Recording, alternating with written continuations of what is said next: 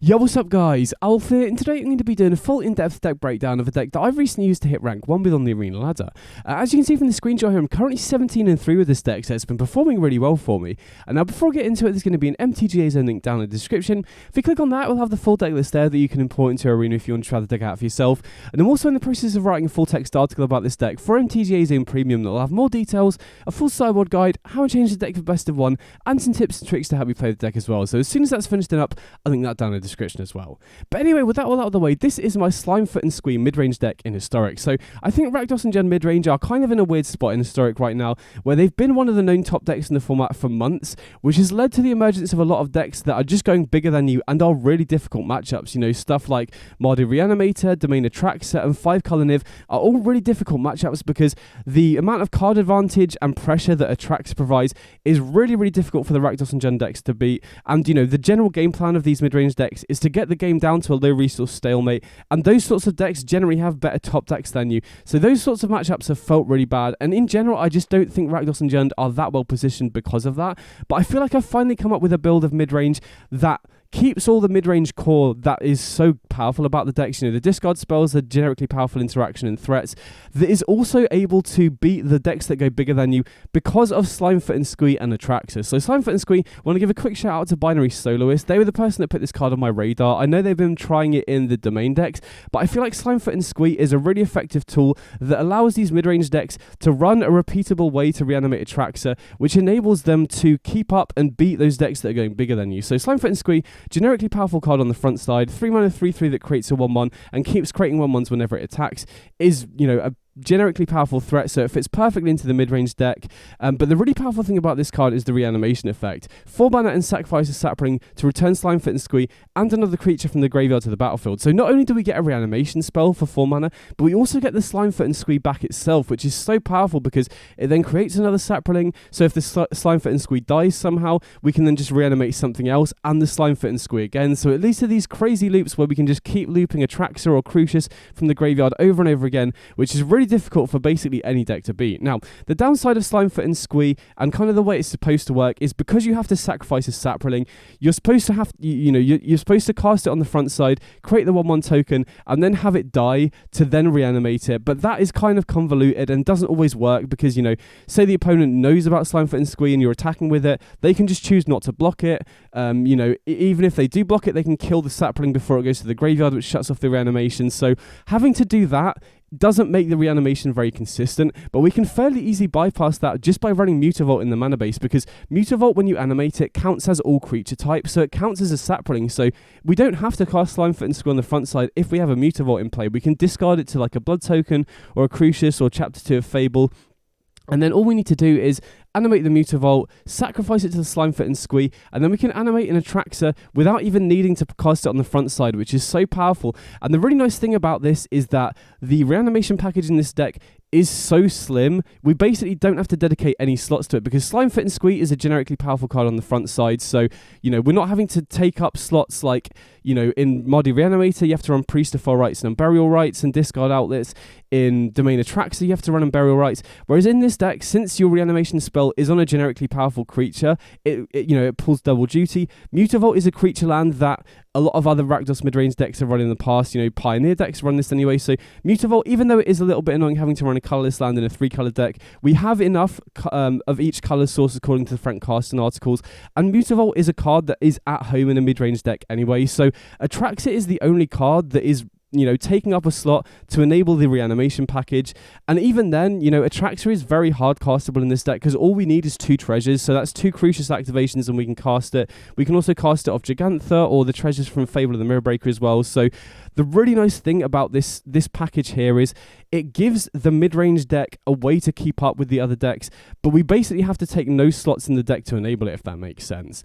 So then the rest, the reason that we can get away with only running a single copy of Atraxa is because of Crucius, right? Crucius can just consistently tutor it by discarding a 3-drop and naming Ambitious. You can have these really sick curve outs where you go Crucius on 3, discard Slimefoot and Squee to get Atraxa, and then we have Slimefoot and Squee in the graveyard already. So if we have a Mutavault Mutavault. All we need to do then is just discard Atraxa through maybe another Crucius activation or Fable or Bloodtithe Harvester, and then we can just animate the Mutavault and reanimate the Atraxa that way as well. So really, really powerful to have such a succinct and lean reanimation package in a deck that, you know, has sorely missed a really powerful top-end card. I don't think Shielded is good enough against these bigger decks.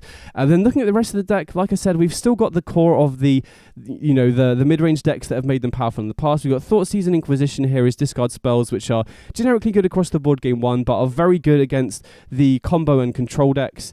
Then in terms of creature interaction, we've obviously got Fatal Push here, which is really good, you know, most efficient interaction in the format. We have a ton of ways to trigger Revolt as well. We've got, you know, the treasures of Crucius and Fable and the blood token of Bloodtithe Harvester as well. So very easy for us to use this to kill bigger creatures. And the other interaction I've got here is 2 Go for the Throat, 1 Abrade. So in the gameplay that I got coming up, I was originally running 3 Go for the Throat because I feel like having interaction that can kill bigger creatures is really important. First of all, so you just don't lose to random decks on the ladder that are just running bigger creatures. You know, previous builds of the deck that are just running Fatal Push and Molten Impact could often just lose to decks that are running powerful top-end threats. So Go for the Throat acting as kind of like a catch-all against that is really important. But in the matches against the other Atraxa decks, having Go for the Throat is something that you can find off Atraxa to kill the opponent's, you know, Cruciuses or Atraxas is really important. Speaking of Crucius, the really nice thing about Go for the Throat and Abrade as well is that they can kill Crucius before it hits that first trigger, even if you're going second, which is really important. So one other thing that you might notice in the gameplay that I got coming up is that in earlier builds of the deck, I was running a split of Bloodchief's Thirst and Go for the Throat in the main deck, just to give me some 1-mana interaction that also scaled to kill bigger creatures and planeswalkers later in the game. But being sorcery speed was such a big drawback, I much prefer Go for the Throat because it can kill stuff like Crucius before it triggers. So definitely prefer the instant speed options because of that. And like I said, in the gameplay I've got coming up, I was originally running 3 Go for the Throat, but I've since that changed to 1 Abrade, 2 Go for the Throat, just because I felt like it made the main deck a little bit too soft to the artifact decks. Obviously, Go for the Throat not being able to hit the 4/4 from Retrofit Foundry or, you know, their other artifact creatures was a bit of an issue. So I've ended up going for a 2-1 split here, which I think is decent. You know, Abrade having more main deck artifact removal is going to be useful against those artifact decks, obviously, as well. Then in terms of the threats, we've got 4 Bloodtithe Harvester, which I'm a really big fan of. You know, one of the big issues I had with some of the mid-range decks in the past, especially the ones that were very heavy on the 3-drop slot, was that you didn't really have that much pressure, right? I wanted to be running more 2-drops so that we could interact, get a threat down on turn 2, and then just start applying pressure to give decks that are going bigger than you less time to draw well. And Bloodtithe Harvester is really great, you know, very aggressively slanted. You want your 2-drops to be 3 power to start applying pressure, but the fact this can double up as a removal spell is really nice, you know, against other creature decks. Pairs very nicely with Reflection of Kiki Jiki because we can just copy it with the Harvester as an additional removal spell every single turn. So Bloodtithe Harvester, great. Obviously the Blood Token as well is really nice, particularly with Atraxa and Slimefoot and Squee, enabling us to set up the reanimation package as well. So Harvester does so much in the deck.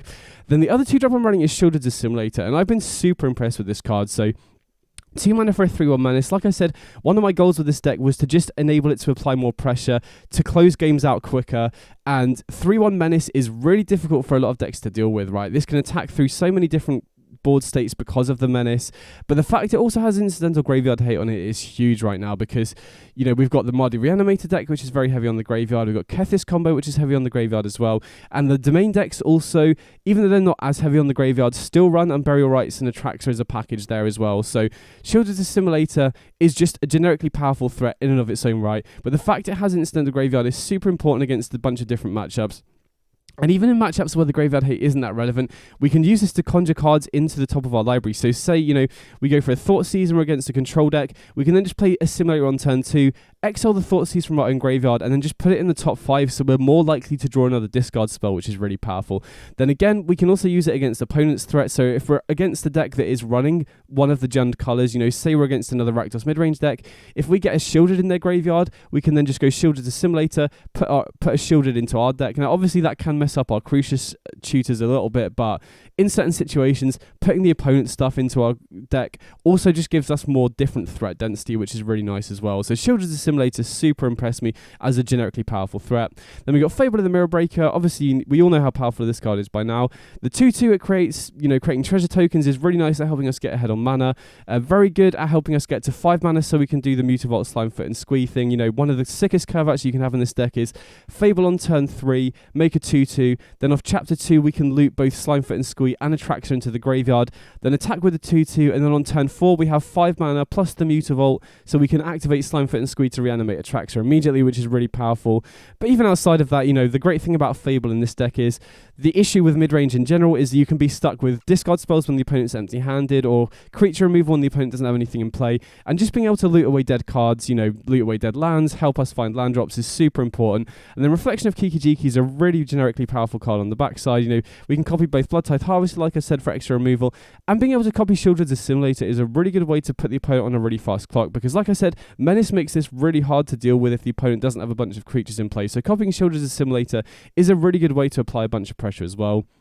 And we got Crucius, obviously just one of, if not the best cards in the format right now, and I think this is one of the best Crucius decks as well, because it basically enables us to find the Atraxa consistently, enables us to set up the Slimefoot and Squee trick in our graveyard. Like I said, one of the problems with mid-range decks in the past is you get stuck with dead cards in your hand, and the hand fixing that Crucius provides is unreal. And obviously the treasures helps us, trigger Revolt for Fatal Push, helps us to, cast multiple spells in a turn as well. So we all know how powerful this card is, but it works super well in this deck because we can tutor Atraxa consistently and just helps smooth our draws as well. And then like I said, one of Atraxa, this is so important at being able to keep up with the other decks that are going bigger than us, being able to refuel our hands and also stabilize against aggro as well. The lifelink on this is huge at, stabilizing against aggro, closes the game out super quickly as well. And, like I said, I don't think Shieldred is good enough in the regular builds of Rakdos and Jund anymore. I think having to run a powerful threat like Atraxa is the way that these mid-range shells can keep up with the other decks that are going bigger than you. Then we also get to run Gigantha as the companion, which is really, really nice. Having this extra resource in the very mid-range dominated format right now is really important. And the other really great thing about Gigantha is it enables us to hardcast Atraxa a lot easier. So even if we can't set up Slimefoot and Squee, or we haven't been able to get treasures off Crucius or Fable, we can often put Gigantha into our hand, cast it, and then we can use the mana off Gigantha to hardcast the Atraxa from our hand, which is really nice. But just in general, nice to have an extra 5/5 here. And it's also another way that we can tutor Atraxa off Crucius, right? We can have Crucius on the battlefield, pay 3 to put Gigantha into our hand, and then discard it to Crucius, naming ambitions to find Atraxa, which is really nice. Then in terms of the mana base, we've got 26 lands here, which is slightly more than you'd expect for a mid-range deck, but we need to run 26 in order to be able to run the 4 Mutavault to consistently have a way to reanimate the Slimefoot and Squee and still have enough of each colour. So in terms of the colours, we have 15 black sources, which is more than enough to consistently have it on turn 1. We have 14 red sources, which is, exactly enough to consistently have red on turn 1 for Fiery Impulse, and 13 green sources, which is more than enough to have green on turn 3. So even though we're running 4 Mutavault in the mana base, we still have more than enough of each colour, according to the Frank Carsten articles. And I do actually quite like running 26 lands in this deck because, the classic mid-range problem when you're running 12 3-drops is that it's an absolute disaster if you miss your third land, because, once you hit your third land, you basically just get to start filtering your hand off stuff like Fable and Crucius. So running 26 really maximizes our chances of consistently hitting that third land, and then we really don't mind flooding out because we have so many good ways to loot away lands, like off Fable, Crucius, or Blood Tithe Harvester as well. So then outside of that, we've got 4 Mutavault, like I said, which is here in part to enable Slimefoot and Squee, but it's just a generically good card in this deck anyway. Having a creature land that you can activate for 1 mana is really good at applying pressure, really good at, attacking down Planeswalkers, really good at getting those last points of damage in. So Mutavault, is a card that is at home in a mid-range deck, but also works really well with Slimefoot and Squee. Then the rest of the mana base, obviously we're running a ton of dual lands in order to enable all 3 colours in addition to the Mutavault. I don't really like running more than 8 fast lands, or you do run into some issues with lands entering tap later, which is a bit annoying. So running 8 fast lands, which I feel is a good amount, and then obviously the shock lands here as well. Single copy of, single basic land is really important because Field of Ruin is still about, Assassin's Trophy is still about, and I have run into some decks that are trying to punish the domain mana bases with a lot of stuff like Field of Ruin, so I feel like it's a real mistake to not run a single basic. And then we've also got a single copy of Boseiju here, which is really nice because I think one of the big issues with specifically Rakdos midrange in the past is you don't have a good way to kill enchantments, and Boseiju giving you a main deck way to kill enchantments and artifacts is really nice. That also counts towards our green sources. And then we've also got got a couple of copies in the sideboard as well that I'll talk about in a bit. But I think Boseiju and just enchantment removal in general is very important right now. First of all, to be able to kill Leyline Binding against the Domain Atraxa decks, but also because I've seen a surge in the popularity of the Gruul Cabaretti Revels Goblins deck, and being able to kill their Revels is so important. So Boseiju, really nice to have access to game one.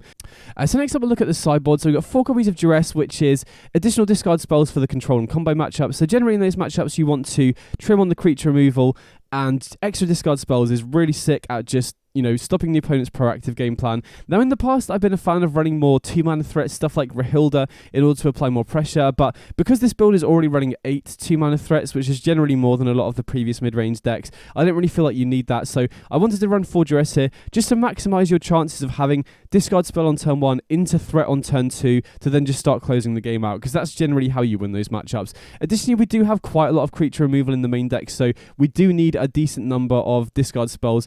Otherwise, you're just left with having to keep in, you know, dead removal spells and control matchups, for example. Then we've got 2 copies of Boseiju, so this is really important because I feel like being able to kill artifacts and enchantments is very important right now. So obviously, there's a bunch of artifact decks in the format right now. You got Affinity, Artifact Aggro, Hammer Time knocking about as well. And so Boseiju, as extra artifact removal, there is very important, particularly against a deck like Hammer Time. But enchantment removal is also very important. Like I talked about in the main deck briefly, you've got stuff like Leyline Binding against Domain Atraxa. Being able to kill their binding is such a deal breaker in that matchup, right? If they use Leyline Binding on Atraxa and you can kill their binding and get another Atraxa trigger, that's huge. Even taking out stuff like Crucius, getting it back off Boseiju is really big.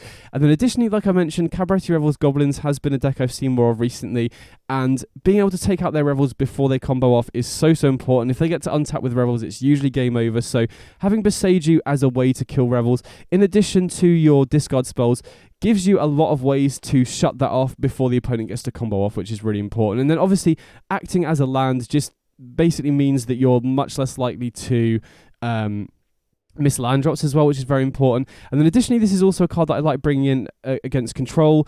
You know, takes out Rest in Peace, can kill Graveyard Hate, which is very important when you're, you know, oftentimes relying on Slimefoot and Screed plus Atraxa in a lot of matchups. So Boseiju, very important at killing Graveyard Hate, very important at killing artifacts against the artifact heavy decks, and then enchantments against Binding and Revels is very important as well. Then we've got 3 copies of Fiery Impulse, so this is here as additional spot removal against the aggro decks.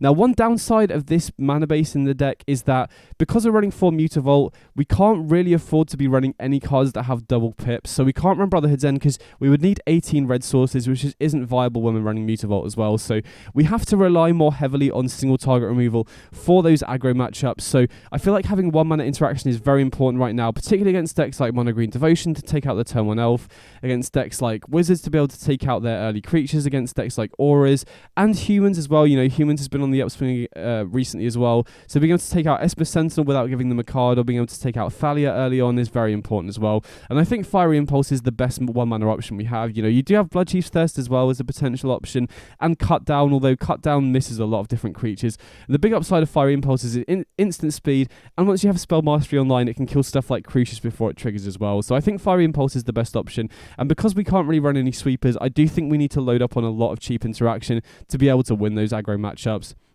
And we've got a single copy of Abrade, which doubles up as extra early interaction for the creature decks, like the aggro decks I was just mentioning, and also is additional artifact removal. So post-sideboard against the artifact decks, even though we can't run Brotherhood's End, we have 3 Boseiju, 2 Abrade, in addition to our other removal, which has felt decent against the artifact decks. Now, you could consider running a single copy of Shatterstorm as a Crucius target if you are really struggling against the artifact deck, so that is something you can consider, but I found it to be fine so far. And the downside of that is you have to consider whether you want to trim Atraxa, which I found to be very, very good against the artifact decks, you know, specifically against the Metatech decks. They really struggle to beat an Atraxa once it resolves, and you also lose Gigantha if you run Shatterstorm as well, which is a downside as well. So I found this to be fine, but you could consider Shatterstorm if you wanted. Then 2 copies of Unlicensed Hearse's extra Graveyard Hate, which is very important right now. You know, like I said, there's Mardy Reanimator, Domain Atraxa interacting with the graveyard. Kethis combo obviously is a really big one as well, and there's also decks like Is It Phoenix popping about still as well. So Hearse is really nice. I think Hearse is the best Graveyard Hate in the mid-range decks as well, because it can double up as a threat, and it's just this repeatable threat that sticks on the battlefield as well. I wouldn't run more than 2 just because I don't think there's really space in the sideboard. We already have Shielded Assimilator in the main deck as incidental graveyard hate, so we do have a lot of ways to interact with the graveyard, and it's not great to draw in multiples, but we do have so many ways to loot stuff away off Crucius, Fable, and Harvest, so that doesn't really matter too much. Then a single copy of Slaughter Games, so this card is so important because it basically completely flips the Kethis matchup on its head. I think Kethis combo is pretty tough game 1. I think they're definitely favoured game 1, but post sideboard, we cut the Atraxa because it's too slow, bring in the Slaughter Games, and then we can use Crucius to tutor the Slaughter Games by discarding a 3-drop and naming Ambitious. So basically against Kethis, you should generally keep any hand with Crucius and a 3-drop, assuming the rest of the hand isn't, complete nonsense. Because we can go Crucius on 3, discard a 3-drop, name Ambitious, get Slaughter Games, and then if you Slaughter Games naming Kethis, it forces the opponent to rely on their backup game plan, which just generally isn't that good at all, right? We generally beat the opponent once we get Kethis out their deck. So Slaughter Games, super important for the Kethis matchup. Also is applicable in some other matchups like Goblin Charbelcher. We can use this to get rid of their Charbelcher. Against Creativity, we can use it to take out their Creativity as well, but I see too many people bringing this in matchups where you just shouldn't bring it in. So only bring it in against very all-in combo decks. Don't bring this in against goblins to take out Muxus. Don't bring this in against control to take out Teferi. Just bring it in against the super dedicated combo decks like Kethis and Charbelcher, for example. And then this one might look a little bit weird, but we've got a single copy of Elesh Norn here as well. And this is basically for the domain matchups. Also has some applications in other matchups, but predominantly for domain, because domain really struggles to beat this, because not only does it shut off their Leyline Binding and their Atraxa, but it also doubles up our own Atraxa and Bloodtithe Harvester and Assimilator as well. And typically those sorts of decks rely on their interaction package is usually, from what I've seen, Fatal Push, which can't kill it, Lightning Helix, which can't kill it, and Leyline Binding. So if you can get this in play, it basically just shuts off a lot of the opponent's deck. Now obviously being a white card in a Jan deck is a bit weird, but surprise, this is here is a Crucius tutor target. So against the main, I bring in the Elesh Norn. I don't cut the Atraxa, so you're not guaranteed to find it, but you're a 50-50 chance to go Crucius, discard a 3-drop, name Ambitious, get a treasure token, and then assuming we have our 4th land, we can just cast Elesh Norn off the treasure. We can also obviously make treasures off the Fable. We can also hard cast it off the Gigantha. We can also reanimate it off the Slimefoot and Squeeze. So Elesh Norn is just another tool to enable us to beat the domain decks, and additionally it's just a card that does have applications in other matchups as well. You could consider bringing this in against a deck like Angels, for example, or Helioke, decks with a lot of enter the battlefield triggers, but predominantly here for the domain matchup. So that's the deck overall. Like I said, I've been really happy with how this has been working. I think Rakdos and Jund is like the old builds of Rakdos and Jund are risky to run right now because you do have some really tricky matchups, but I feel like this build that does have the same Atraxa looping abilities as a lot of the other decks that are going bigger than you, while still retaining this low to the ground core. And like I mentioned, the thing I love about this is that you basically don't have to dedicate any slots to the reanimation package, because Mutavault and Slimefoot and Squee are just generically good cards in the mid-range shell anyway. So that's the deck. Definitely give me a shout in the comments if you've got any questions about the deck at all. Next time I've got some gameplay. I've only got 4 matches for this video, but they're all very long matches, and I don't want the video to drag on for a while. So anyway, like I said, give me a shout in the comments if you've got any questions at all, and I hope you enjoy the gameplay. Big up.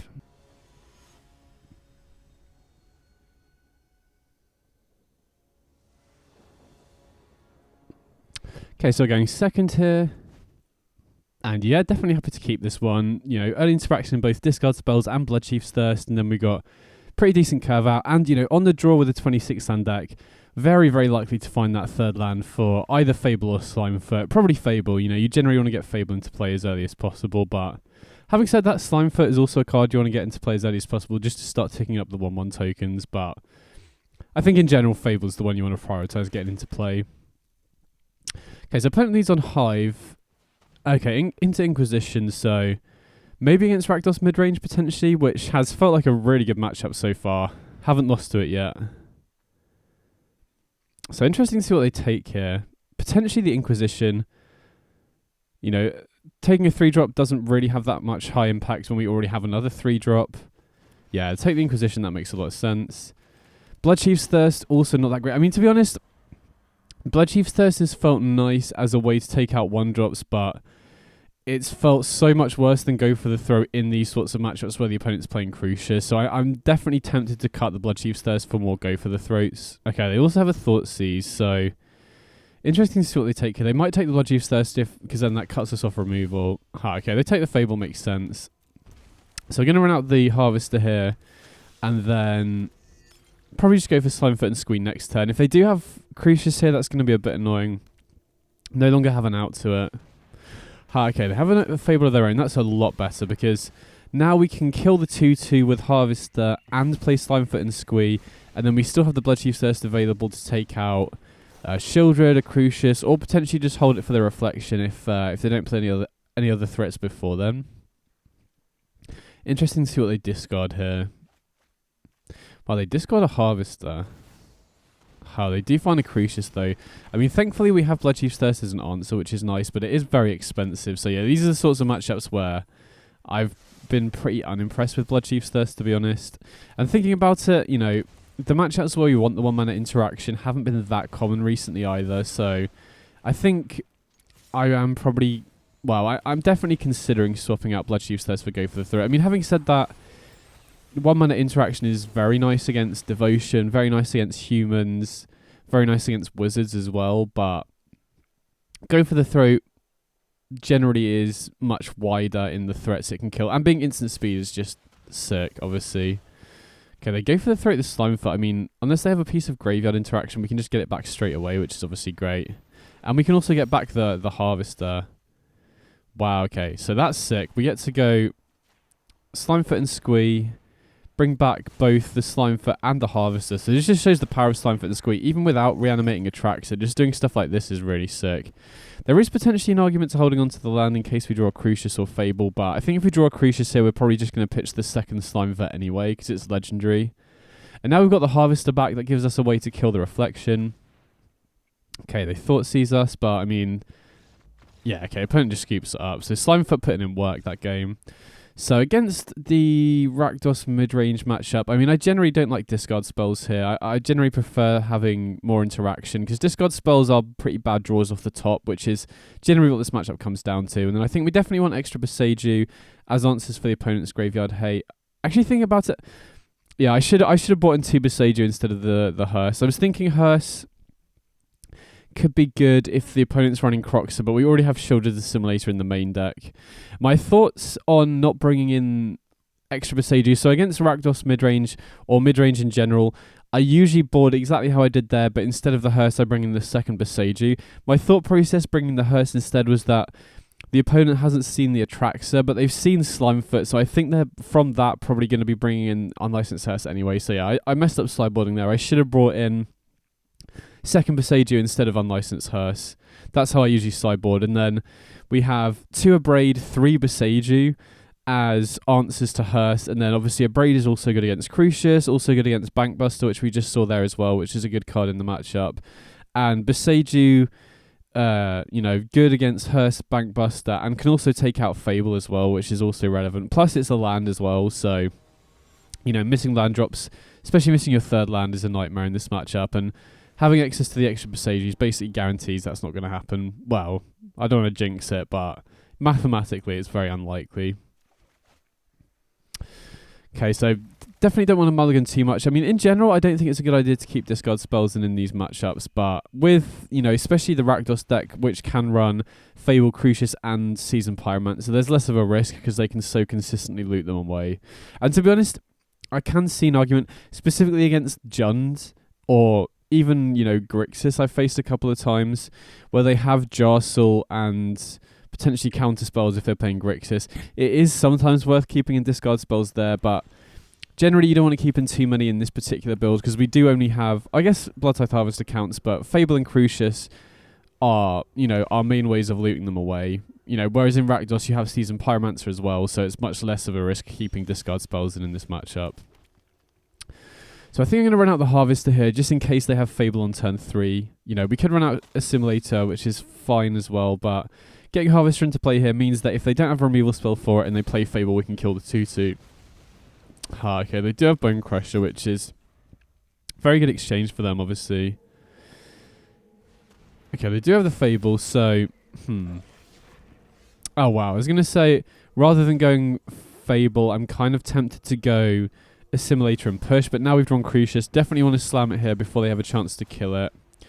And then Could go pitching Fable and tutoring Atraxa, but I feel if the opponent kills the Atraxa, we're kind of stranded with it at this point, right? So I think I prefer pitching the Assimilator instead here. And now we found Slimefoot and Squee. We can, if Crucius survives here... they do Thoughtseize. Just trying to think whether we want to push here or let them potentially take it. I think we don't mind, right? The only way we get punished for not pushing here is if they have a removal spell for Crucius, which, you know, they very well could do, but I don't think it's worth burning this treasure when we're potentially going to be tutoring for Atraxa next turn, right? Having 2 treasures to be able to hardcast Atraxa is very important. Okay, so just go for Bone Crusher Giant. So unless they have Fatal Push, they're not going to be attacking with the 2-2. Okay, that's great to see. So no attack from the 2-2. Interesting. So, we could very well pitch this Slimefoot to the Crucius, but we don't have Mutavault, so we can't use the reanimation trick. So I think I'm just going to cast the Slimefoot here, pitch the Blood Tithe Harvester, and now if they attack with the Bone Crusher Giant, we can just trade with the Slimefoot and just do the same thing with last game where we use the Slimefoot to get back the Blood Tithe Harvester and the Slimefoot. So opponent is definitely not incentivized to, or they're incentivized to not attack here, I should say. And now Boseiju, you know, being very useful here. It's discounted by the Crucius, so we can kill the Reflection for 1 mana, which is really nice. So, I mean, there is definitely an argument not attacking with the Slimefoot so that we can hold it back to basically make sure the opponent doesn't attack. But the fact we get a 1/1 token off it definitely feels like it's worth doing for me.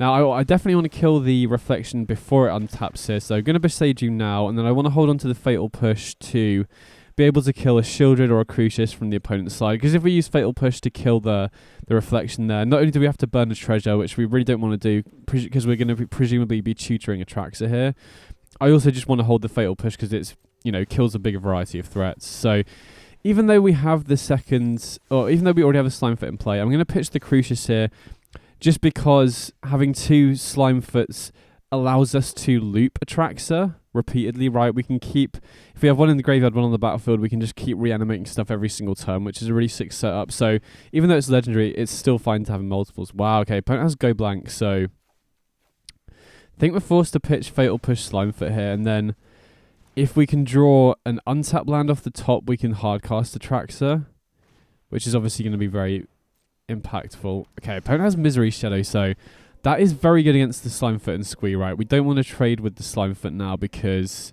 it will get exiled if it dies. So we don't draw a land, so we can't play the Atraxa, unfortunately. So I think I'm just going to put Gigantha into hand and just trying to debate whether we want to pitch the Crucius or the Gigantha here. Because Gigantha can help us hardcast the Atraxa, but I just don't feel like that's, you know, that's a very roundabout way of doing things here, right? Because we're almost guaranteed, unless they have a Thoughtseize here, to hardcast the Atraxa next turn anyway. So going via Gigantha just takes longer. And I think there's a chance the opponent might try and kill Crucius, because it is kind of snowballing the game for us. And if they do, we obviously having the second one is nice. So opponent attacks with the Misery Shadow. They can make it pretty big, right? They have 6 mana in play, so we definitely don't want to risk taking 8 damage here. I'm happy to just chump block with one of the Sapling tokens. Okay, second Misery Shadow is a bit annoying, but I think we should be good now. We got Mutavault, you know, to help with the Slimefoot and Squeeze if we do get them into the graveyard, but hardcasting Atraxa here on this board state where the opponent's basically run out of resources should be good enough, yeah. Sweet, we got there, nice.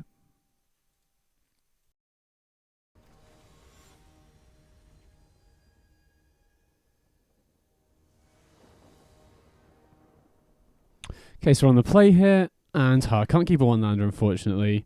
This we can keep though, right? 2 discard spells into a Fable is pretty nice. I think I'm probably going to put back the Thoughtseize here. You know, there could be an argument to putting back one of the lands, potentially, probably the Blood Crypt, but if we end up missing our 3rd land drop, that's just going to be unnecessarily risky, I think. Okay, so we're against Domain, so going to take the Slimefoot for sure on the first one, and then probably just going to take out the Crucius with the second. Interesting. So there is maybe an argument to going Shieldred's Assimilator just to apply more pressure, but I really want to be playing Fable next turn, and if we go Assimilator, we miss an opportunity to Thoughtseize away the Crucius there. So we know the opponent has double Fatal Push here, so running out Fable I'm pretty happy with. Right, they're obviously going to push the 2/2 here, but we get the Fable in play, which is pretty nice. And then opponent's left with not that much. Oh, okay, they did miss land drops, which is obviously pretty big for us. Okay. I think I kind of want to submit 0 here, right? We know they've got an Unburial Rights in hand, so, you know, a Simulator is very good at shutting that off. We want the 4th land, and we want the extra Fable. Now, again, they've got the push. Wow, they don't push the 2/2. Interesting. Okay, they do find another land drop. And we draw a Harvester. I mean, again, I'm kind of like keeping everything here, because, you know, we want the Harvester to pair with the Reflection. We want the Shielded Simulator to take out the Unburial Rights. I am a little bit concerned they're not using the Fatal Push, though. The only reason I can think of is that they've got a Sweeper. And, I mean, if I had opened decklist and I knew they didn't have any main deck sweepers, it would be 100% correct for me to run out the Harvester here. But the only reason I can think of that they're not using the push is they have a sweeper. And so for that reason, I'm going to hold on to the Harvester. We might end up getting punished because of that, though. Okay, they do have Crucius here. So, I mean, we would obviously love to go Harvester, copy, kill the Crucius, but they're going to push. I mean, to be honest, I don't mind if they push the Blood Tithe Harvester. I mean, maybe it's correct to... Yeah, thinking about it, maybe it was correct to Blood Tithe Harvester pre-combat, but I was thinking because of the Unburial Rights, the opponent might push before a Simulator attacked. So I'm going to attack first, see if they push, and now it doesn't look like they will. So... I mean, again, we could pass copy with Reflection, but they have the push for that. We could go for Harvester, copy the Harvester with Reflection, and try and take out the Crucius. But again, they can push the Harvester here, or they can just push the Reflection in response. Yeah, so they fail push the active Reflection, which makes sense. They don't seem to have a sweep. I mean... To be honest, thinking about it, I should know that Domain doesn't really run any sweepers in the main deck, so I think I probably should have gone Harvester instead of putting Gigantha into hand, but then we wouldn't have had Gigantha to play last turn, so I don't know if that would have made a huge difference or not. I mean, we'll have to see how it plays out. Okay, so opponent has laid Unbinding presumably for Reflection here, so that we can't copy the Harvester. I mean, we'll definitely make a copy of the 2/2 here. So they're binding the Reflection. And then they shielded Zedix. Wait, what? It didn't give me the option to tap the Gigantha. Oh, what? Okay, that's pretty annoying because if it had let me tap the Gigantha, we would have had an extra treasure here. So that's pretty annoying. I mean, thankfully we can still cast the Slimefoot and squeeze off the treasure, but that's... Yeah, it's annoying. Arena should really set a stop. Or, like, I shouldn't have to play in full control for that not to happen. But, I mean, we're in a pretty good spot here. I mean, they do have an active Crucius, which is pretty scary, but they're down to 13. We've got a lot of pressure on board. I do wonder if it would have been better to run out Blood Tithe earlier. We would have applied more pressure, I think. We would have forced them to use the Fatal Push earlier, which would have then meant we would have had more clear options, because we did have to play around the push for a few turns there. Okay, so they drew a land and they pick Ambitious. Draw a Mutavault for the turn. I mean, we could hold on to that in case we draw Crucius potentially. Definitely just going to attack him with everything. I think we need to apply pressure here, right? With an active Crucius, we don't want to allow them too much time. And then I think I'm just going to run out the Mutavault here because they're down to 6. We need to, you know, it's just an extra 2 power in play. We're just trying to race here, basically. Okay, they do find a Fable.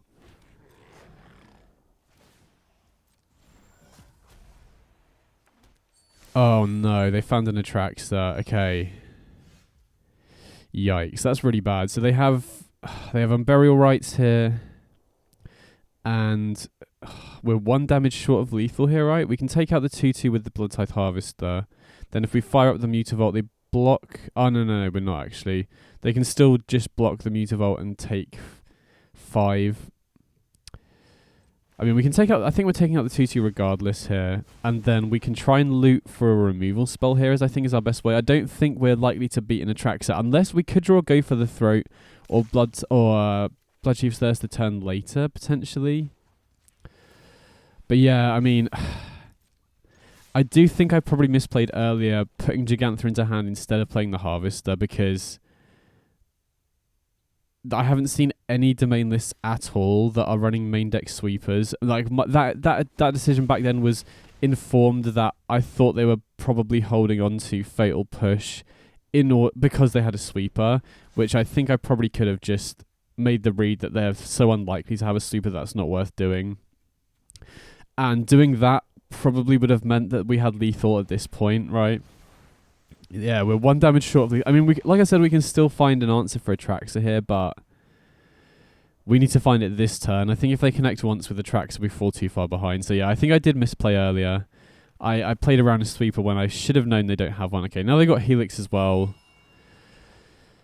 So that's going to put them up to 4, yeah. So I think I did punt this game potentially by not playing Harvester earlier, which is crazy that it made such a big difference. While they're attacking with Crucius, I mean, that's pretty bold. I mean, I guess even if we find the removal spell for Atraxa here, because of the Helix, they're not dead on board. I mean, we can reanimate the Slimefoot and either the Harvester or the Crucius here to try and dig for a Go for the Throat to kill the Atraxa at instant speed. I think, I mean, Bloodtithe Harvester would mean we could attack, but we'd only be getting him for 2 because we have to use one of these saplings. So I think it's best to go for the Crucius here, and then it's basically Go for the Throat or bust, I think, at this point. So come on, Go for the Throat 1 time. Ah, damn, okay. I mean, to be honest, we do have another draw step, but I don't know. I feel we're probably a little bit too far behind now. So yeah, I'm gonna have to watch this back, because I mean, I think I'll watch this back and see at what point in the game the opponent would have likely used the Fatal Push had I played out the Harvester that turn. But I feel had I just not played around the sweeper and just got in, tried to apply as much pressure as possible, we probably would have won this. Okay, I mean, we do get another look at Go for the Throat off the Crucius here, right? So we're not dead completely. Yeah, we can still find Go for the Throat. Just trying to think whether I want to attack with the Slimefoot. Probably do, right? Because then we get 2 licks at it. We can use the Slimefoot to reanimate the Bloodtithe Harvester, loot away the Slimefoot, try and find Go for the Throat, and then if not, we've got the Fatal Push that we can loot away as well. Yeah, they just let the damage through. Makes sense. And then... So, statistically, we're more likely to find Go for the Throat, discarding Fatal Push, picking Ambitious, right? Because otherwise we could potentially hit a land if we go Expedient. Okay, so that's a bit annoying. I feel like I did probably punt that game. I'll have to go back and watch it, but that was super close. Either way, post-sideboard, I do feel like it gets better for us, because we got Elish Norn. Beseiju is really big here as well, taking out the Leyline Bindings. And then Duress is a possibility. Actually, no, I don't think Duress is very good in this matchup, actually. Yeah, ignore me. So, Duress doesn't hit Crucius, doesn't hit Carvu, doesn't hit Atraxa. Yeah, it's definitely don't want that then. In terms of discard spells, I don't think I want Inquisition. I mean, discard spells are important in this matchup for sure, but I don't know. I feel like we're doing quite similar things, right? We both have Atraxa. Both have Elish Norn as well. I think I might just trim a Harvester here. I think I prefer Assimilator over Harvester because we've seen Unburial Rites. You know, we know they've got some graveyard interactions, but yeah, hard to fit everything in this matchup for sure. Like we wouldn't mind running Inquisition as well, to be honest, because it does hits their Carvu, hits their Fable, hits their Crucius in particular is really big to hit. Okay, so we do have an Elish Norn in hand, which is a little bit awkward, but you know, the rest of the hand's pretty good. We've got early interaction. We got a way to kill Crucius going into their turn 3 after we play a Simulator, which is really big. If we draw a Crucius or a Fable, then we can create treasures for the Elish Norn. Even if not, we can either discard it somehow, or we can potentially hardcast it off Gigantha as well as like a a real backup option down the line. But either way, we can run out of Simulator on turn 2, and then we can still hold open and go for the threat for Crucius on going into their turn 3, which is really nice. Okay, opponent plays another Triome, ships it back, sure. So, I think we're definitely going to attack here. Okay, they do have the Fatal Push. And, well, we'd love to get Gigantha into hand. You can't afford to risk letting them untap with a Crucius here, or letting them get the first trigger when we ever go for the throat. Okay, so they run out of Carvu. Definitely going to be using Fatal Push here for sure.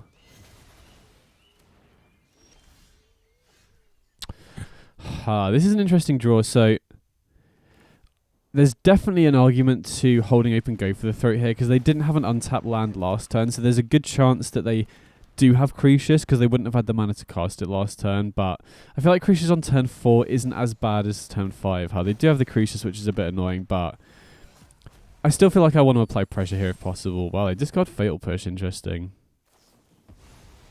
They do have Leyline Binding, but we have Boseiju as an answer here, which is pretty nice. I mean, having said that, it does look like they're struggling on lands a little bit. Okay, Crucius is a very good draw here. So this is a really tough spot what we want to discard, because I'm keeping go for the threat no matter what, right? I really want to use that to kill the opponent's Crucius, because they're missing land drops here, which is a big deal for us. I kind of want to hold on to the Boseiju to kill the Leyline Binding, but I also kind of want to hold on to the Elesh Norn because the treasures off Crucius enable us to cast it. But I mean, maybe this is wrong. I don't know. It's really close, I think. Actually, I mean, we get to tutor up Atraxa here, which is pretty nice. But yeah, I feel like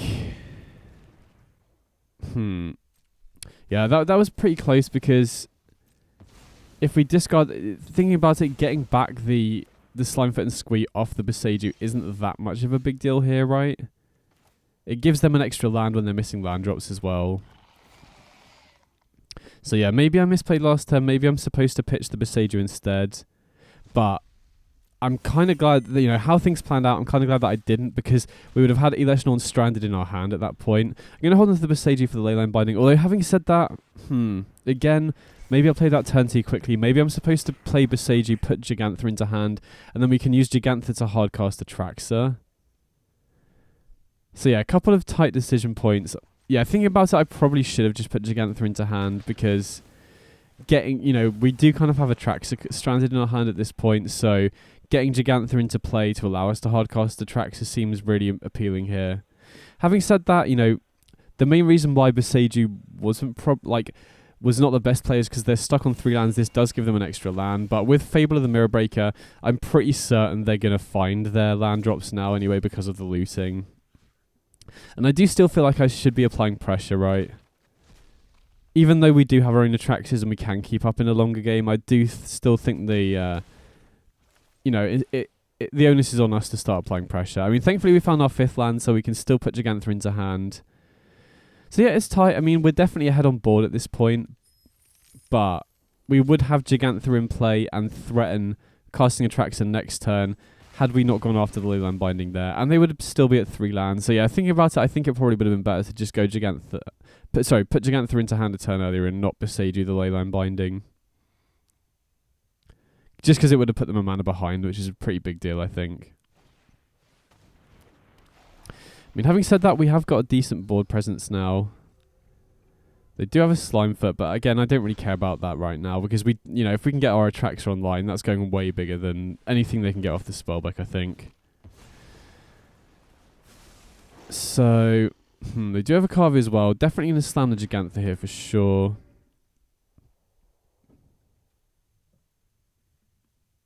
And then I think I'm going to hold on to the Blackleaf Cliffs in case we draw Crucius here.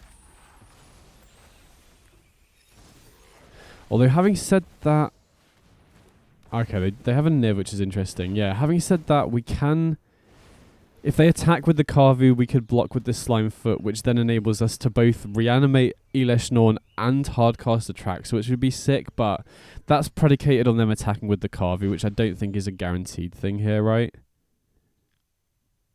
I mean, we'll see. They might do, but I don't know. I feel like, actually, yeah, if we're planning to hardcast Atraxa next turn, it probably would have been slightly better to just play the land out here. Okay, they don't attack. So, definitely going to run out the Atraxa here for sure. Okay, we find Mutavault, which is pretty nice. We also get Fatal Push. And then the second Slimefoot's actually pretty nice, because then we can start looping the reanimation. And then I think I'm going to go for an extra Blood Crypt here, just so that we can hold open Fatal Push and cast the Slimefoot. So now we have a Slimefoot in the graveyard. We can just loop stuff every single turn now, which is really sick. Unless they have Graveyard Hate, we can get back Eleshnorn next turn, which, you know, shuts off a ton of their top decks. It shuts off Atraxa, shuts off Leyline Binding, shuts off any more Nivs they might have as well. If they try and kill Atraxa, we can just get it back next turn as well. So, yeah, I feel pretty good about this spot. But, yeah, I definitely think I've misplayed a few times this game.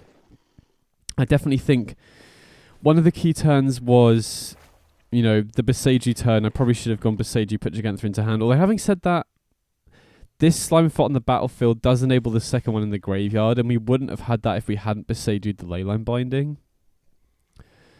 So yeah, I don't know. Maybe it's not super clear cut, but I think that probably would have been what was a slight misplay on my part. So I think I'm going to lead on attacking with the Atraxa here. See if they want to block with the Niv or not. Or if they have like a Leyline Binding or something. Okay, interesting. So I'm definitely using Slimefoot and Squee to reanimate the Eleshnorn. I think I'm going to do it off the Gigantha mana just so we have more mana available to cast stuff off our hand. So we can go Slimefoot and Squee, bring back the Eleshnorn from the graveyard.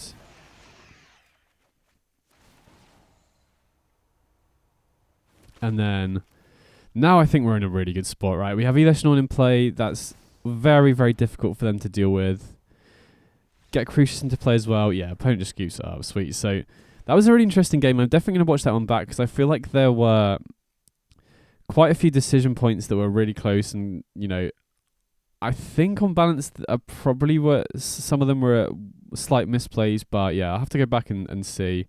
But yeah, overall, you know, this matchup is a nightmare for regular Rakdos and Jund. But so far, I've not lost to it. I mean, it's a very small sample size. But so far, this build has felt capable of beating it. Like you are still forced into the aggro game plan for sure. Well, you're kind of forced into try and go underneath them. But if the game does go long, like we saw there, we have Atraxa to refuel. We have Eleshnorn to shut off their most powerful plays. So yeah, it feels like this version of the deck really goes a long way to flip this matchup on its head. Yeah, obviously it will be slightly more difficult going second, but still pretty confident. Okay, so we draw Fast Land to play on turn 1. So now we have Fatal Push Up to kill their Territorial Carver if they have that, which would be pretty nice. You know, that'd be a good exchange for us. And then we've got a Simulator into either Crucius or Fable. So opponent probably does have some interaction here if they're shocking in the Blood Crypt, but, you know, might as well force them to use it early. Well, they don't have anything interesting, so I wonder what the shocked Blood Crypt was. Yeah, I'm not sure what that is. Maybe, yeah, I can't think of what that could be. Either way, definitely going to attack here first, and then typically if I've got the choice between Fable and Crucius, Crucius is the priority, but if the opponent has mana open for interaction, I think I prefer going for Fable instead here.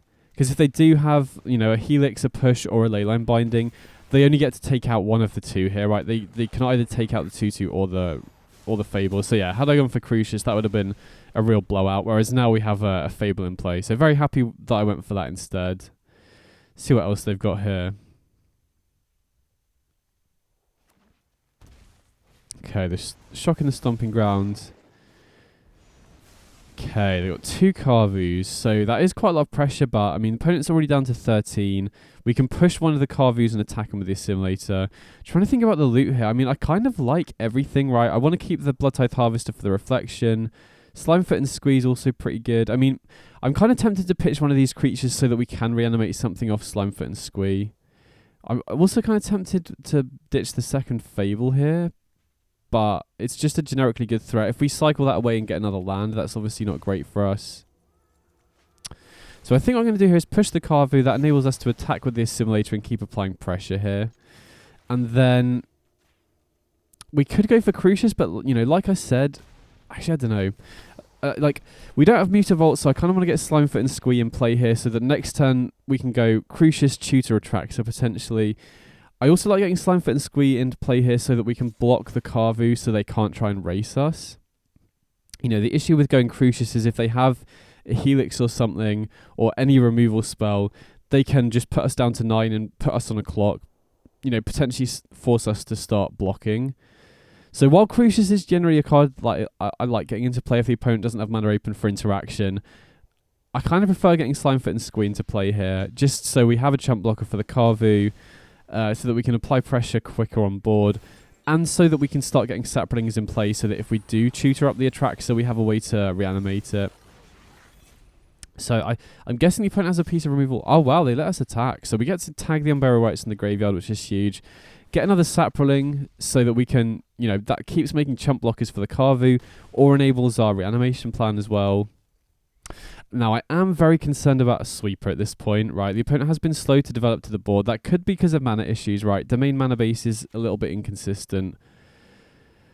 So the opponent could have Clarion here, but I don't really mind it. I mean, so I'm kind of tempted to pass here, but I don't want to lose to a selection of single target removal. So the thing is, if we play the Harvester, we do kind of get blown up by Deafening Clarion, but if they have Clarion, they're probably going to let us trigger the Crucius because they don't want to use a single target removal and then a sweeper. If they do let us Crucius, we can cash in this Fable for an Atraxa. Okay, so they don't have a single target removal. So if we even if they have a Clarion here, I don't mind. Like, we are obviously super all committed, but if they Clarion, we can loot away the Atraxa and then use Slimefoot with Mutavault to reanimate the Atraxa. Okay, they didn't have it, but so we got there, which is sick. But even if they had the sweeper, we had a good way to recover there, I think.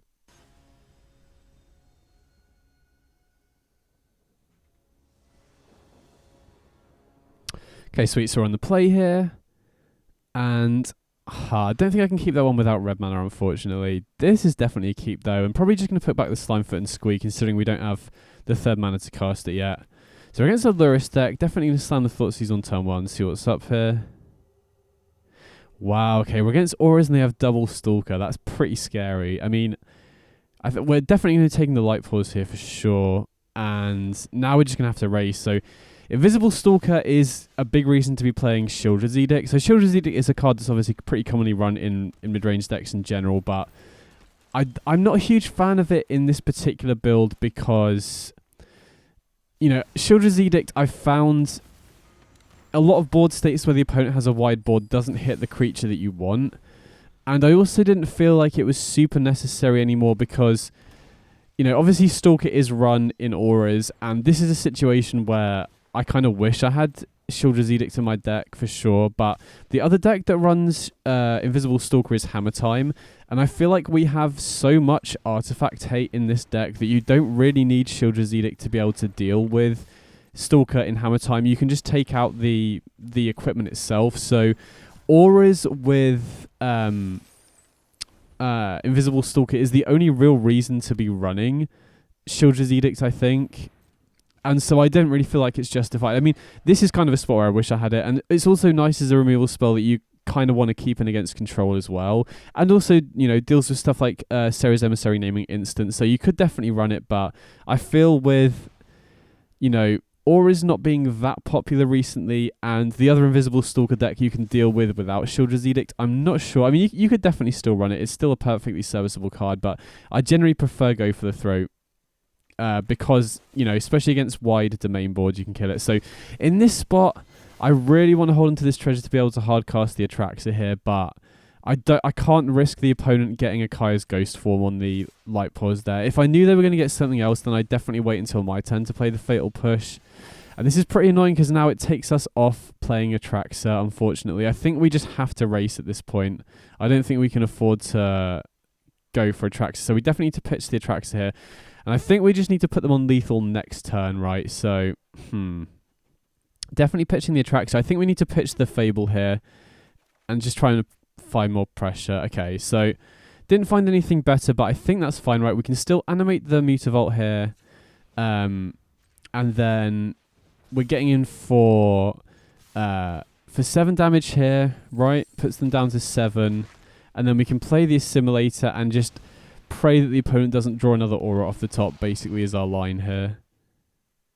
Right, with Invisible Stalker, we don't have any way to interact, so we're basically just forced to race. And this is a spot where Mutavault is really nice. I mean, I'm going to set a stop here just in case we draw like a Boseiju that we want to use. Okay, we find a Thoughtseize, so just got to really hope the opponent doesn't find another aura off the top. If they don't, then we've actually got a chance of racing here. I'm going to set stops during the opponent's turn just to represent, you know, having something here. I don't think that'll make too much of a difference, but... Okay, they do find another aura, but that doesn't provide a buff, right? So I assume they attack with that one to try and draw something, but I think we've got a pretty good chance here now, because unless they find another creature, then because of Assimilator having Menace, we should still be able to force lethal through no matter what, I think. I mean, they can obviously put Lurrus into hand here, but then that kind of telegraphs they don't have anything, because they can't really afford to use the Confluence here, I don't think. Wow, okay. Got pretty lucky they didn't draw an aura off the top there. So yeah, this is obviously a matchup where I kind of wish that we had Edict, but this is kind of the only matchup where I think it's necessary. So we definitely want the extra removal here. I mean, we did get kind of close to casting Atraxa last game, but I feel like it might just be too slow here, potentially. I mean, if we're struggling for stuff to cut, I could potentially see Atraxa. I think the main way we win this is just killing or using discard spells to get rid of their creatures, and then just, you know, attacking in and applying pressure before they can draw out of it. So cut and go for the throat might seem weird here, but I don't know.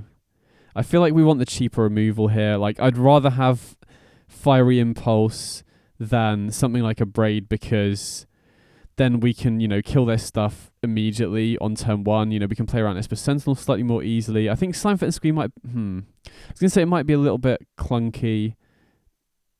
If we could maybe fit in more removal instead of the fourth Slimefoot and Squee, but I think I'm happy to run it back like that, potentially. You know, all just cheap interaction, discard spells.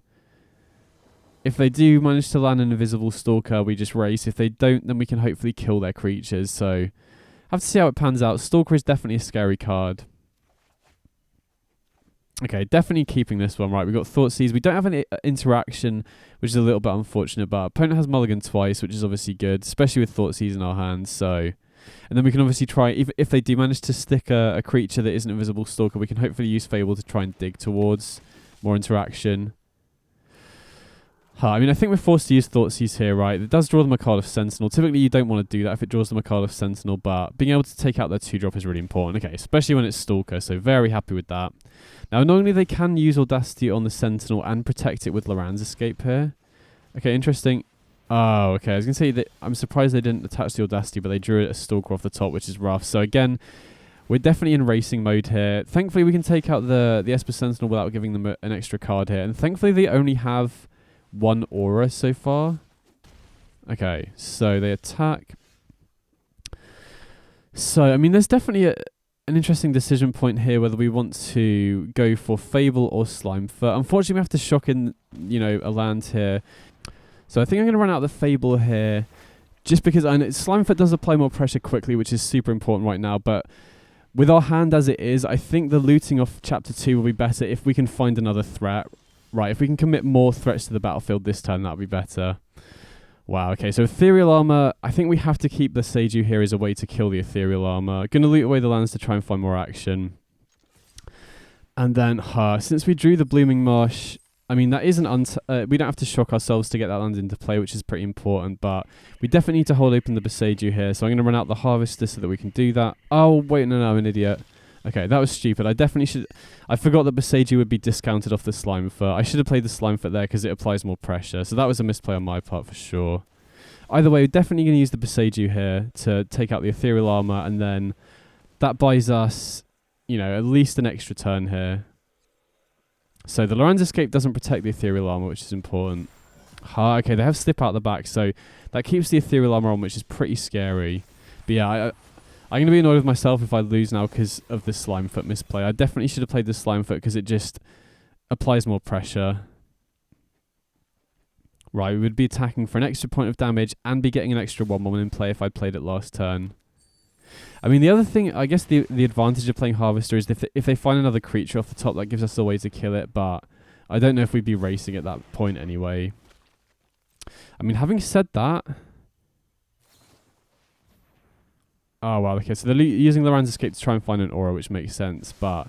Yeah, I think we have exactly lethal anyway, so the Slimefoot misplay didn't end up mattering here, I don't think. I mean, I feel a pause here from the opponent is a good sign. If they had an aura, I feel like they just slam it. Wow, okay, nice, we got there, sick.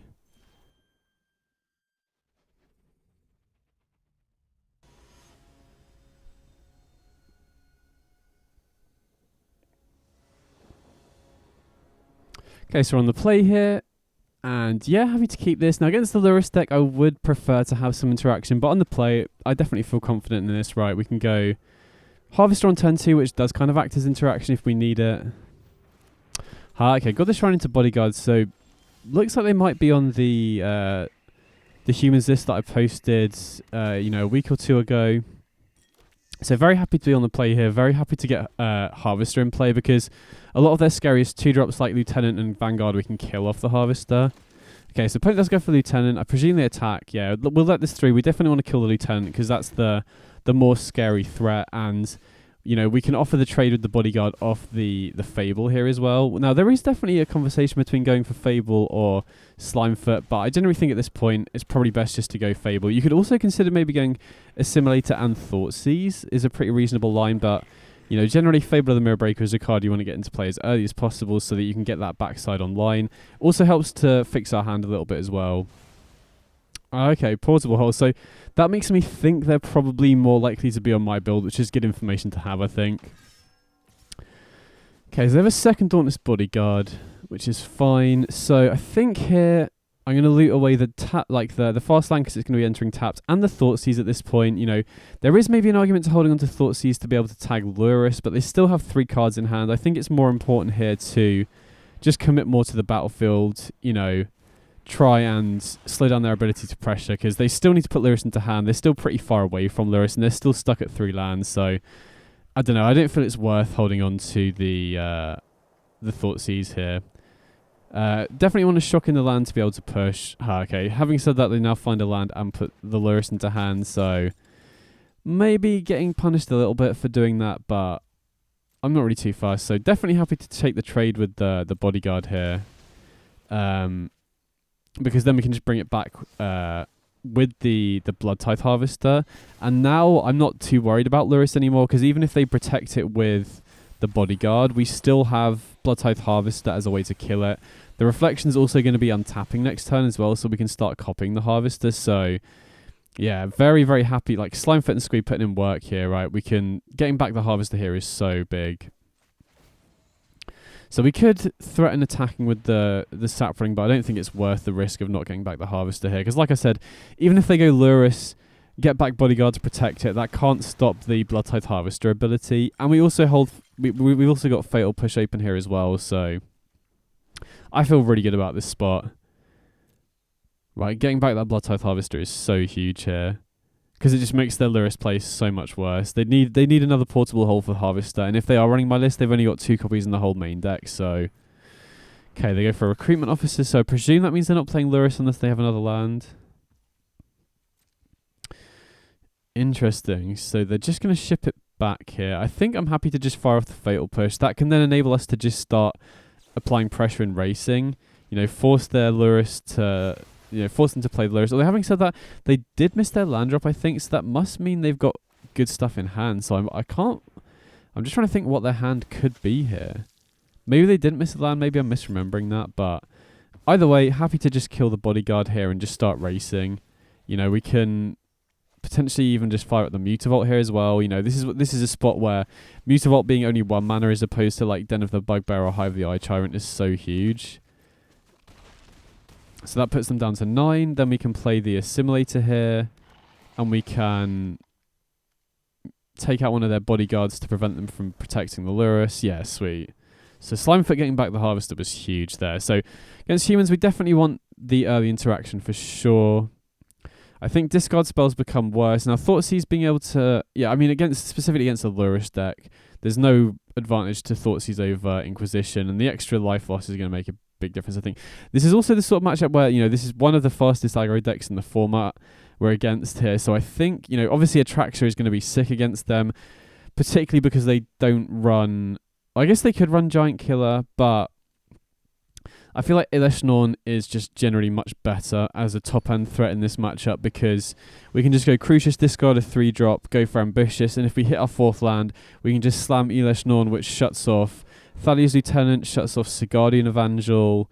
It's just generally good against two of their, or, a number of their best cards, basically. So no threats outside Mutavault, but, we're pretty happy to keep a pretty removal-heavy hand against humans, I think. Although we're not thrilled to see a turn 1 Sentinel, that's for sure. Especially because if they have a Lieutenant or a Coppercoat Vanguard, we're basically forced to give them a card here, which is not great. But having said that, I think this matchup's more about tempo than advantage.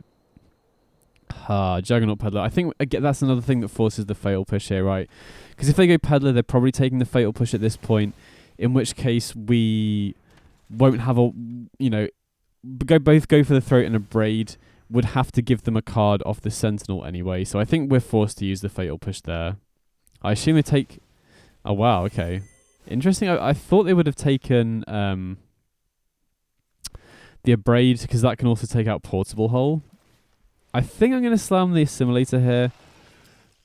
I want to get something onto the board that can then trade with the Juggernaut Peddler. We could potentially get punished here if they have exactly Coppercoat Vanguard into... Oh, wow.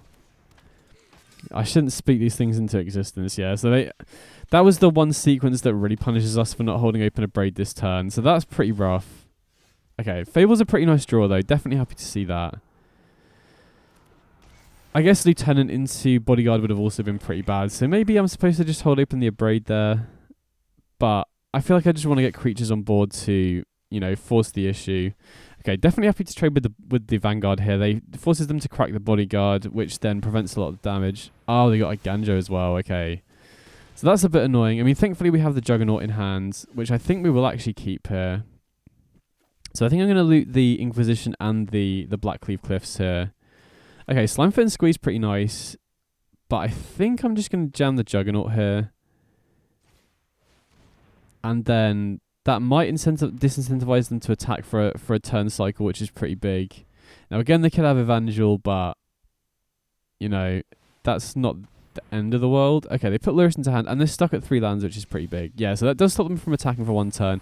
We do draw an untapped land, which now means that we can go Slimefoot and Squee into Abrade, which is pretty big. So we're obviously forced to attack here. They might just let the damage through, though. I guess they probably will, because they know we've got Abrade, right? So they're not just going to trade off with the Bodyguard that easily, I don't think. But either way, Slimefoot and Squee coming in clutch again here, I think. Having the second one's actually pretty nice, because we can just loop stuff, but I think in this point, we're pretty happy to just trade with creatures with Slimefoot and Squee. Okay, so they're not running out the Lurrus, which makes me think they don't have the 4th land yet. Okay, they've got Sigardian Evangel, so very glad they don't have the 4th land yet. Interesting to see what they choose to tap down here. Wow, they choose to tap down the Reflection. Okay, interesting. I would have thought they'd go after the Slimefoot and Squee, because I'm guessing they're not as happy if we do block with that, but... Okay, so they just ship it back. I'm just going to use the Abrade here to force the Bodyguard to sack itself. And then... Oh, wow, we drew a go for the throat. I was just going to say we're pretty happy to attack here, I think, but we can go for the throat here. Oh, wait, hold on. So I think the auto-tapper messed us up a little bit there. I would have liked to attack with the Mutavault this turn, which is pretty annoying. So yeah, I should have manually tapped for the go for the throat there. I mean, either way, we're kind of putting them on the back foot here, right? They've got choked on mana a little bit. I mean, having said that, Humans is a deck that can very easily work on 3 lands, but puts them down to 6. Yeah, I mean, not being able to attack with the Mutavault this turn could end up making a big difference here. Hopefully it won't.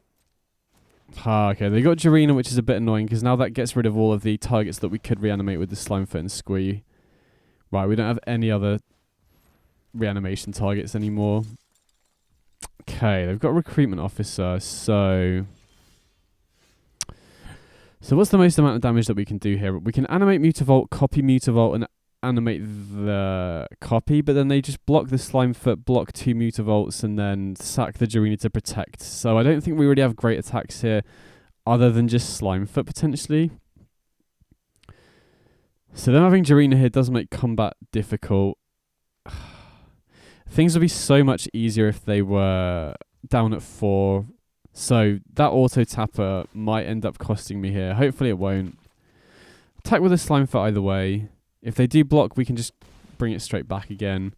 Then I'm going to put Gigantha into hand and play the Overgrown Tomb tapped. And then we can animate Mutavault if we need. We can also potentially copy the Mutavault with Reflection if we want to. Wow, okay. So opponent shocks in the Godless Shrine. So had we attacked with the Mutavault, they wouldn't have been able to do that. So yeah, it looks like the auto tapper is actually going to make a bit of a difference here, which is annoying. So again, we could copy the Mutavault, but I don't think we really have great attacks with the Mutavault anyway. So I don't really want to... That feels like a little bit of a waste. Whereas at least making a copy of the Sapling, if they do block the Slimefoot and Squee, we can use the copy Sapling to bring it back. Wow, okay, Shield is a Assimilator. That's the menace on that could be big. So we can play Assimilator, copy it with Reflection, and then how do they block? So they double block the copy of Assimilator. They'll be up at 4 virtually because of the Lurrus. And then we can animate the Mutavault. So they double block the Assimilator, go up to 4. They block the Slimefoot, block the Mutavault, block one of the 1/1s, and then that's only 3. So we're 1 short of lethal again. And I think if we copied the Mutavault instead of the Sapling, we could also win this. Actually, no. That wouldn't make a difference, I don't think. Yeah, so the auto tapper probably did cost us. Well, it would have been 2 turns in a row now where we could have won. I'm just trying to calculate it again. This sort of combat maths is definitely something I'm not great at. So yeah, unless I'm missing something, I think we're 1 short of lethal here copying this Assimilator. So yeah, that's pretty annoying auto tapper. Because yeah, if we had got him with Mutavault 2 turns ago, they wouldn't have been able to play the Lurrus. Well, they would have been able to play the Lurrus, but they wouldn't have been able to play the Bodyguard, which would have made a big difference. Just thinking if there's any other way we can force that last point of damage. I don't think there is. I think we just have to... Yeah, sorry for the roping. It's just I'm pretty slow at combat maths like this. So I think we can just attack with the Slimefoot here, and then at least I think they're very likely to block with the Lurrus, sack the Bodyguard, and then we can Assimilator away the Bodyguard to shut that avenue of protection off, which is pretty big. Yeah, so they sack the Bodyguard, which is great. They do go up to 4, but since we copied the Sapling, we can now go Assimilator, exile the Bodyguard, and then bring back the Slimefoot and Squee off the copied Sapling. There is also an argument to not bringing back the Slimefoot here and copying the Assimilator with Reflection instead, but the opponent can just sack the Jarina and then replay it off Lurrus to exile the Slimefoot. Although I guess we have the second one in hand, so yeah, maybe I should have thought about that a little bit more. Maybe it would have been better to copy it, because then we'd have 3 menace creatures going into the next turn. So yeah, maybe it would have been better to not bring back the Slimefoot there. And oh wait, actually, yeah, we could have just played the second Slimefoot from hand. Yeah, that was probably a misplay on my part. My bad. I should have gone play the Slimefoot from hand, copy the Assimilator, and then we would have not definitely, but we would have been much more likely to have lethal. Yeah, because now they put a bunch of creatures in play. So yeah, I think I did misplay last turn. I should have played the second Slimefoot from hand and then copied the Assimilator.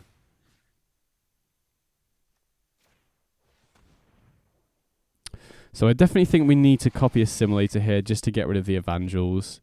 Or the opponent's just going to be looping them every single turn, which is going to be a nightmare. So just trying to think if we have lethal here again. I don't think we do, even animating the Mutavault. I'm going to attack with everything here, though. Just to force the issue, because presumably they block the Slimefoot and the Assimilator here. And then we can use the Slimefoot to bring back the Assimilator from the graveyard. So yeah, even if we attack with the Mutavault here, it's not going to be lethal, unfortunately.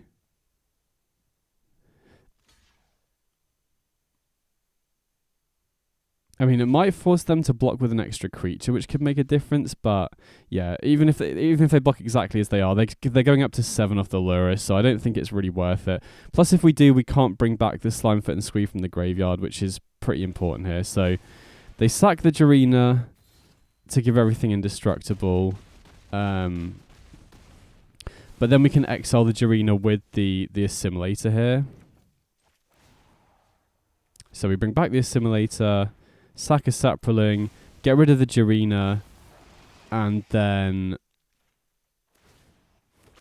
the opponent has nothing to get back with Lurrus again. And we have enough blockers in play. We won't have to worry about dying on the crackback. So yeah, that auto-tapper, we definitely would have won a few turns earlier. Oh, wow. Evangel's a really sick draw for them. Yikes. I mean, I think we're still fine here. We're not dead, but that's definitely a good top deck for them for sure. But yeah, like I was saying, the auto-tapper, we definitely would have won a couple of times if it wasn't for that. And then I think I just got too sidetracked on trying to make use of the copy of the Saproling that I made.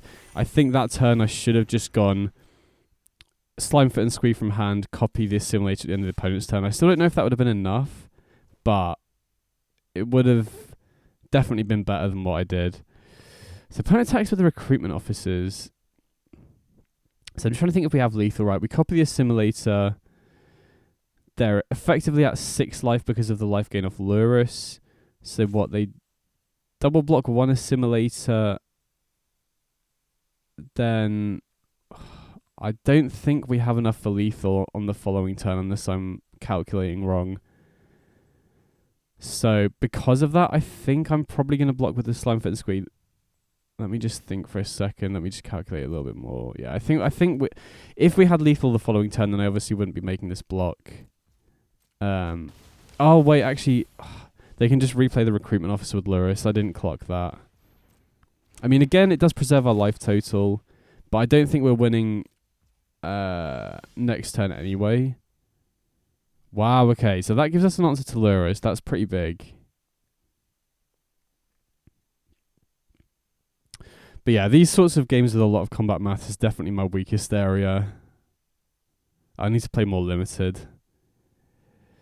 So unfortunately, the Esper Sentinels are 2-1. I really don't want to give them an extra card at this point in the game.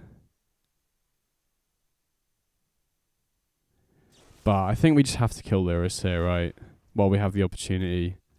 That does unfortunately mean that we can't bring back this Slimefoot this turn. And we can't play another one from hand either. But I think that's fine, right? We can just ship it back. We can make a copy of Assimilator. We're not dead on board either. Unless the opponent draws an Evangel. Wow.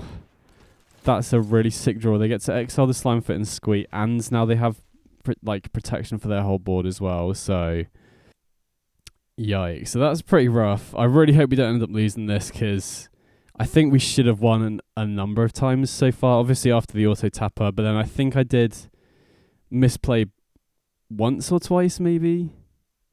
But yeah, this is definitely one area of my game I need to improve. I think I just need to play more limited, get better at these big board state combat math sort of games. So yeah, that definitely makes things a lot harder now, because they basically can blank a whole combat step, whether that's them attacking or us blocking. I mean, having said that, Slimefoot and Squee is still going to be really difficult for them to deal with because we have that second one in hand. You know, again, if they do the same thing that happened a few turns ago where both the Slimefoot and the Assimilator die. Wow, that is a brave attack.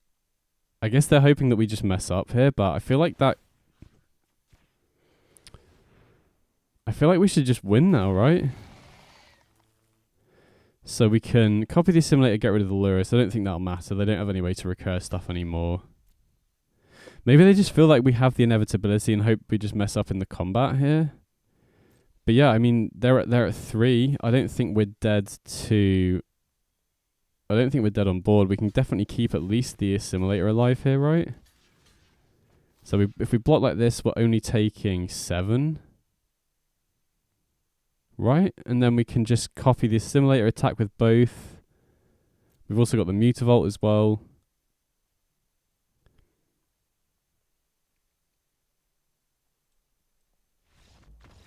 Okay, we got there in the end. Nice.